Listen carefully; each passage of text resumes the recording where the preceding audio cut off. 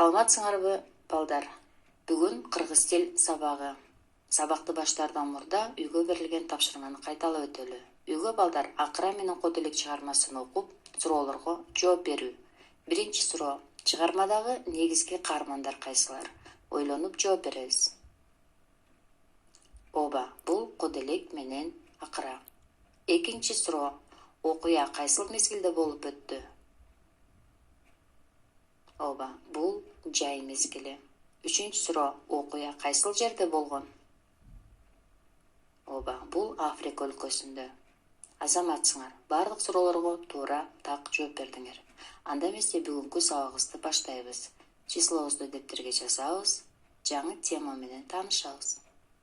Бүгүнкү темабыз, балдар, сүйлөм. Сүйлөм деген эмне? Сүйлөм бүткөн бир ойду билдирген сөз же бир нече сөздөрдүн айкалышын сүйлөм деп атайбыз. Мисалы, жаз. Бак дарактар бүчүр байлады. Биз алардын түбүн жумшарттык. Биринчи сүйлөмгө көңүлүбүздү бурабыз. Биринчи сүйлөм, балдар, бир эле сөздөн куралды. Бирок ал бүткөн бир ойду билдирип турат. Жаздын келишин билебиз. Сүйлөмдөр айтылыш максатына карай үчкө бөлүнөт. Жай сүйлөм, илептүү сүйлөм жана суроолуу сүйлөм. Азыр ар биринин эрежесине токтолуп өтөлү. Жай сүйлөм деген эмне? Жай сүйлөм ойду жайынча баяндайт. Жай сүйлөмдүн аягына чекит белгиси коюлат. Мисалы, мен мектепте окуйм. Суроолуу сүйлөм деген эмне? Бул бир нерсени сурап билүү максатында айтылган сүйлөмдү суроолуу сүйлөм дейбиз. Андай сүйлөмдүн аягына суроо белгисин коебуз. Эгер сүйлөм күчтүү сезим менен айтылса, ал сүйлөмдү илептүү сүйлөм деп атайбыз. Андай сүйлөмдүн аягына илеп белгиси коюлат. Мисалы, дүйнөдө тынчтык болсун.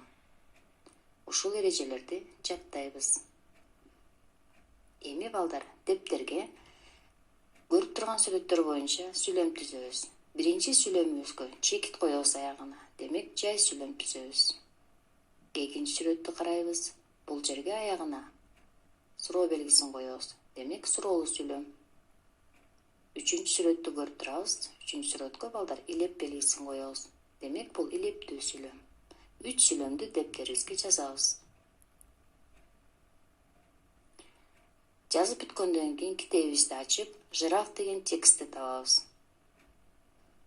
Текстти көркөм окуп чыгабыз. Окуп чыккандан кийин текст боюнча суроолорго жооп беребиз. Биринчи сурообуз: текстте канча сүйлөм бар? Экинчи сурообуз: эң кыска сүйлөм кайсы? Үчүнчү сурообуз: эң узун сүйлөм канча сөздөн куралган? Ойлонуп жоопторду беребиз. Жана экрандагы жооптор менен салыштырабыз. Биринчи суроого жообубуз: текст 4 сүйлөм бар. Акыркы сүйлөм бул эң кыска сүйлөм. 5 сөздөн куралды. А үчүнчү сүйлөмүбүз, балдар, эң узун сүйлөм болду. Бунда 8 сөз. Азаматсыңар. Эми, балдар, үйгө тапшырманы жазабыз. Тапшырма, балдар, акыра деген сөздөн жаңы сөздөрдү курап, 5 сүйлөм түзүп келүү. Ийгилик каалайм. Көңүл бурганыңарга чоң рахмат. Эмки сабактан жолукканга чейин сак саламатта болгула.